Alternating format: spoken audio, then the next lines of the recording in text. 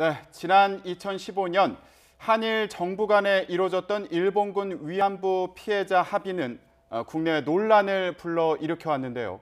오늘 발표된 이 합의 과정에 대한 정부의 조사 결과를 알아보겠습니다. 네, 한일 간의 비밀 협의가 있었고 피해자와의 소통도 부족한 상태에서 합의에 이르게 됐다는 평가입니다. 네, 취재기자 연결해서 오늘 발표된 조사 결과 내용 자세히 알아보겠습니다. 황혜경 기자.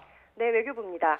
네, 외교부 장관 직속 타스크포스 팀에서 이 합의 과정을 조사해 왔는데 오늘 결과를 발표했죠. 네, 그렇습니다. 한일 일본군 위안부 피해자 문제 합의 검토 태스크포스 팀이 지난 7월부터 5달에 걸친 조사 결과를 발표했습니다. 결론은 크게 4가지인데요. 먼저 위안부 문제 협상 과정에서 피해자들의 의견은 충분히 수렴하지 않은 채 정부 입장 위주로 합의를 매듭지었다는 점. 두 번째로 전 정권에서 위안부 문제 진전 없이는 정상회담 불가를 강조하는 바람에 오히려 한일 관계가 악화됐다는 점. 또 고위급 협의가 시종일관 비밀 협상으로 진행돼 민주적 절차와 과정이 미흡했다는 점. 그리고 마지막으로 대통령과 협상 책임자, 외교부 사이의 소통이 부족했다는 점입니다. TF팀은 특히 피해자 의견 수렴과 관련해 일반적인 외교 현안처럼 주고받기 협상으로 협의가 이루어졌다면서 이럴 경우 피해자들이 수용하지 않는 한 정부가 최종적 불가역적 해결을 선언했다 하더라도 문제는 재연될 수밖에 없다고 지적했습니다. 네, 그중에서 특히 비밀 협상이 있었다는 부분이 관심입니다. 어떤 내용이 어떻게 진행됐다는 거죠? 네, 당시 위안부 합의에는 양국 외교장관의 공동 기자회견 발표 내용 외에도 비공개 부분이 있었습니다. 기자회견 당시에 비공개 부분이 있었느냐는 기자들의 질문에 대해서는 정부 측에서 없다고 밝혔죠.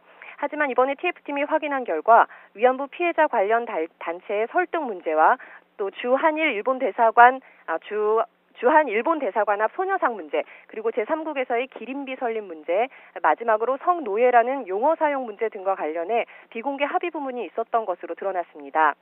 일본 측이 피해자 관련 단체의 설득과 소녀상 이전, 기린비 설치 지원 금지, 또 성노예 용어 사용 금지 등을 요청한 데 대해 우리 측이 일본 정부의 착실한 합의 이행을 전제로 정대협 등 단체의 설득을 위해 노력하고 또 소녀상 문제도 관련 단체와 협의해 적절히 해결하도록 노력한다는 등의 입장을 밝힌 사실이 드러난 겁니다.